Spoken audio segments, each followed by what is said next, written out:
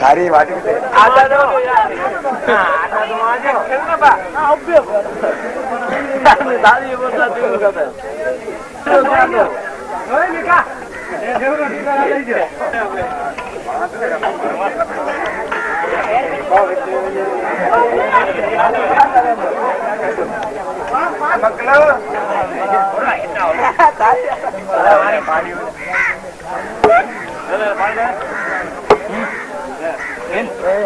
પાણી પીઓ.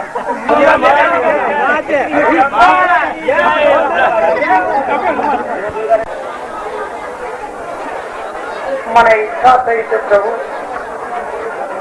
તો આપ એ દિવ્ય ચરિત્ર ભગવાન ના સંભળાવો.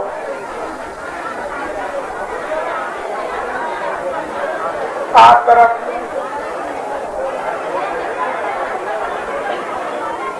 88,000 ઋષિઓ સમક્ષ શુદ્ધ પુરાણી કહે છે, એવં નિસમ્ય ભૃગુનંદન સાધુ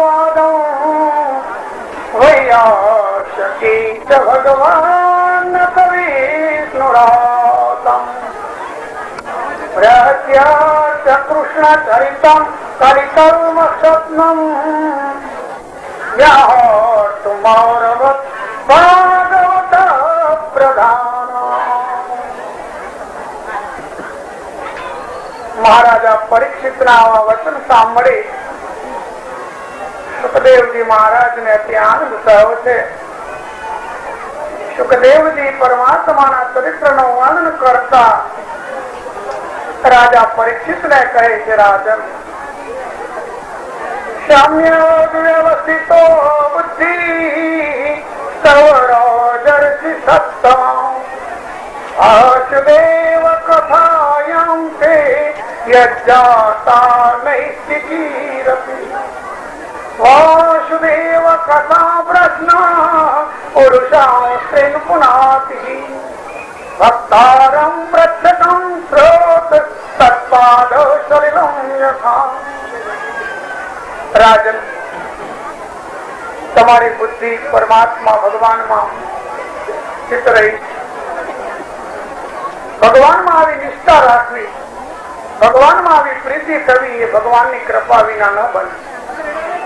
ભગવાન સંબંધી પ્રશ્નોત્તર કરવા વાળો, ભગવાનની કથા કરવા વાળો અને સાંભળવા વાળો પવિત્ર.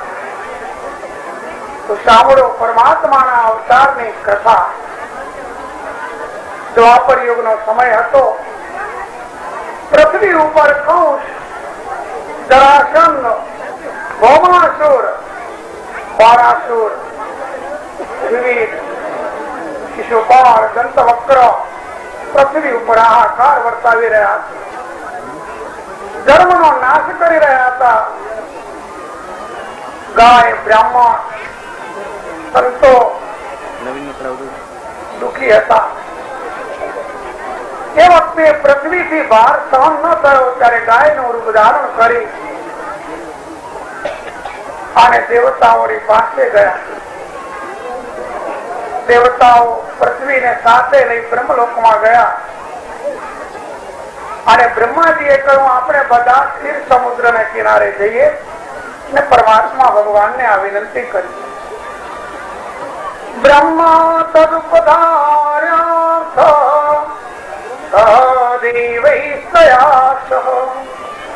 જગામ સત્રી નયના તિરમ ક્ષીર પયો નિધે અત્ર ગત્વા જગન્નાથ દેવદેવં રસા કપિમ પુરુષામ પુરુષ શુક્તિન ઉપતસ્તે સમાહિતો. બ્રહ્માજી દેવતાઓને સાથે લઈ પૃથ્વીની સાથે ક્ષીર સમુદ્રને કિનારે ગયા અને ત્યાં પુરુષોત્તમથી પરમાત્મા ભગવાનની સ્તુતિ કરી. પરમાત્મા ભગવાનને પૃથ્વીનું દુઃખ કઈ સંભળાયું. દેવતાઓના આવા વચન સાંભળી ભગવાન આકાશવાણીથી કહેવા લાગ્યા, દેવતાઓ તમે ગભરાવો નહીં. પૃથ્વી ઉપર જે ભાર વધ્યો છે હું જાણું છું ને થોડા જ સમયમાં પૃથ્વીનો ભાર ઉતરવા માટે હું પ્રયત્ન પણ કરું છું.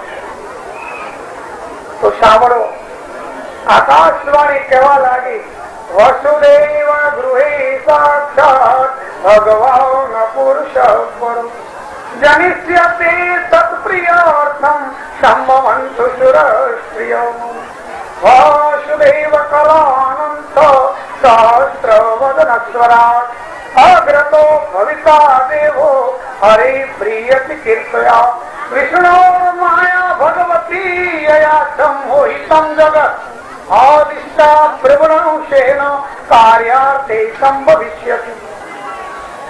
થોડા સમયમાં પરમાત્મા વસુદેવજીને ત્યાં અવતાર ધારણ કરશે. પોતાના લોકમાં ગયા છે. પરમાત્મા ભગવાન આકાશવાણીથી દેવતાઓને આશ્વાસન આપી, પૃથ્વીને આશ્વાસન આપી અને આ પૃથ્વીમાં અવતાર ધારણ કરવા માટેની તૈયારી કરે છે. શુરસેન રાજાના પુત્ર વસુદેવ મહારાજનો વિવાહ દેવક રાજાની કન્યા દેવકી સાથે થયો છે મથુરામાં. ખૂબ ધામધૂમથી એ વિવાહનું કાર્ય પરિપૂર્ણ કરવામાં આવ્યું. કન્યાને રથમાં બેસાડીને વિદાય કરવાનો સમય આવ્યો. ઘોડા આપ્યા, 1800 રથ અને 200 દાસીઓ. શંખ, તુરી, મૃદંગ આદિ વાગવા માંડ્યા.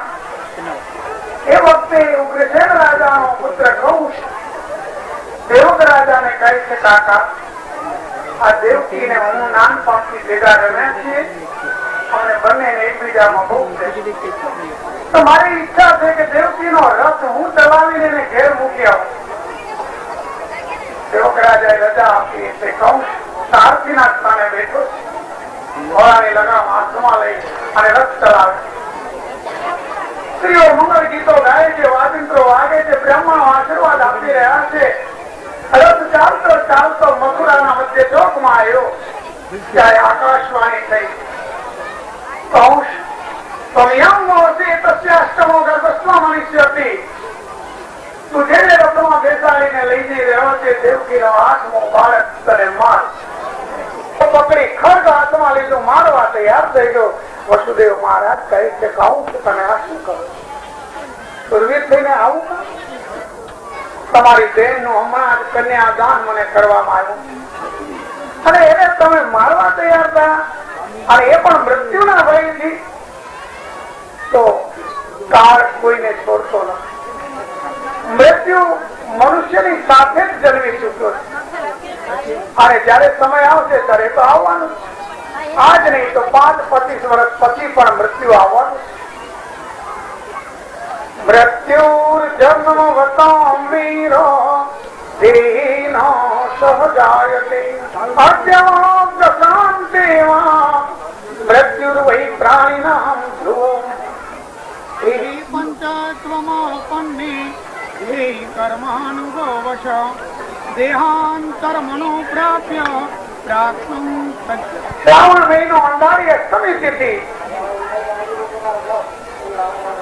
આકાશમાં વાદળાઓ ચડી આવે છે, વીજળી ચમકે છે, મેઘ ગર્જના કરે છે અને હાથીના શુંડ જેવી ધારાથી વરસે છે.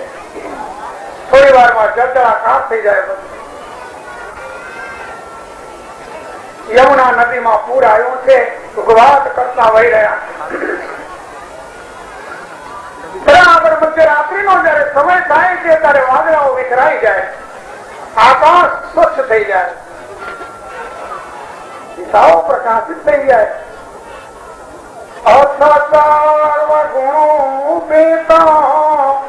કાલ પરમ શોભન યહી રમા જન જન્મર્ષ શાંતર્ષ ગ્રહ તારકમ દિશા પ્રસે દૂરગગનમ નિર્મલોડુઘણોદયમ મહી મંગલ ભૂયિષ્ઠ પૂરાત્ભુતમ બાલકમામૃતેક્ષણમ તતોર્ભુજમ શંખ ગદાયુધાયુધમ શ્રીવત્સલક્ષ્મંગલ શોભિતૌસ્તવમ પીતાંબરમ ચાંદ્રપયોદસૌભગમ મહોર વૈદૂર્ય કિરીટ કુંડલ પિતાપરિસ્વસ્ત સહસ્રકંતલમ ઉદામ કાંચન ગજ કંકણાદિભિર વિરોચમાનં વસુદેવ એક્ષતો સવિસ્મયોત્ફુલ્લ વિલોચનો હરિં શ્રુતં વિલોક્યાનકદન્નુ વિસ્તદા કૃષ્ણાવતારોત્સવ સંભ્રમોત્પ્રસન્ન મુદા દ્વિજેભ્યો યુતમાપ્લુતો ગવાં. વસુદેવ મહારાજ અને દેવકીજીએ હાથ જોડ્યા. મેઘનાથે શ્યામ વર્ણ છે પરમાત્માનો પીળા પીતાંબર ધારણ કર્યા છે. માથા ઉપર સુવર્ણનો મુગટ છે, કાનમાં કુંડલ છે, ચતુર્ભુજ નારાયણ શંખ ચક્ર ગદા પદ્મયુક્ત, વક્ષસ્થળમાં લક્ષ્મીજીનું ચિહ્ન છે. કૌસ્તભ મણીના હાર, મણીઓના હાર અનેક પ્રકારે શોભી રહ્યા છે. કેળમાં કંદોરો છે, પગમાં જાગરી. આવા પ્રભુનું પીતાંબર હવામાં ફરી રહ્યું છે. કમળ જેવા નેત્ર છે, મંદ મંદ મુસ્કુરાટ છે. આવા પ્રભુને જોઈ વસુદેવ મહારાજની આંખ ભીની થઈ ગઈ. હર્ષ રૂવાણા ઉભા થઈ ગયા. મનથી જ 10,000 ગાયોનું દાન બ્રાહ્મણોને કર્યું. માયારૂપી પડદામાં રહીને આ જગતમાં અસ્પૃત હોવા છતાં દેખાતા નથી. આપ માત્ર બ્રહ્માંડમાં નિવાસ કરવા વાળા. આપને આવું કે જવું છે જ નહીં. આપ જગતની સાથે જોડાયેલા, પણ છતાંય અજ્ઞાની લોકો આપને જાણી શકતા નથી. આજ આપના મને દર્શન થયા. મેં ભાગ્યમ સૌભાગ્યમ નામ. આપ આ જગતના ઈશ્વર છો અને આપ તમે લોકનું પાલન કરવા માટે આપની માયારૂપી પડદામાં રહીને અનેક રૂપ ધારણ કરો છો. આપનો અવતાર પણ જગતની રક્ષા કરવા માટે છે. પણ આપ ચતુર્ભુજ રૂપ અંતર ધ્યાન કરી બાળક રૂપ ધારણ. અને અમને તો કૌશ નો ભય લાગે છે કે જો કૌશ ને આપના પ્રાગટ્યની ખબર પડશે તો પ્રભુ ભેટ થઈ જાય. તમારાથી આગળ 6 બાળકો તો અમારા કૌશે નિર્દયતાથી મારી નાખે. અને હવે આપના પ્રાગટ્યની ખબર પડશે તો પણ અનર્થ થઈ જશે. દેવકીજીએ પણ પ્રભુને હાથ જોડી ભયભીત થઈને એ જ વાત કરી. બધી સ્થિતિ અને લઈને પ્રાપ્ત થાય તેવા આપ અમારે ઘરે પ્રગટ થયા છો. અને આપ આ ચતુર્ભુજ રૂપ અંતર ધ્યાન કરી બાળક રૂપ ધારણ કરો નાથ. અને કૌશ નો ભય મને બહુ લાગે છે. તો એનાથી શું કરવું એવો ઉપાય બતાવો. કૌશ ને ખબર પડશે તો હમણાં અહીંયા આવશે. અને અનુસતા આમ કહેતા કહેતા દેવકીજી રડી પડ્યા. આંખમાંથી આંસુની ધારા. પ્રભુ કંસા સીતા નચલાઈ કૌશથી અમારી રક્ષા કરો, રક્ષા કરો. આમ દેવકીજી કહેવાનું. ભગવાન મંદ મંદ હાસ્ય કરી અને વસુદેવ મહારાજ અને દેવકીજીને આશ્વાસન આપતા કહે છે કે તમે કૌશથી ડરશો નહીં. મારું આ ચતુર્ભુજ રૂપ મેં એટલા માટે તમને બતાવ્યું કે સ્વયંભુ મન્વંતરમાં વસુદેવ સુતપ નામના પ્રજાપતિ છે. તમે એના પત્ની છો પ્રશ્ની. તમે બંને જણાએ મારા ઉપર તપ કર્યું ને મેં વરદાન માંગવા કહ્યું ત્યારે તમે માંગ્યું. તમારા જેવો પુત્ર અમારે ત્યાં પ્રગટ થાય, મોક્ષ ન માંગ્યું. આજ હું જ તમારે ઘરે આવ્યો છું. મારા બદલે બીજો કોઈ નથી આવ્યો.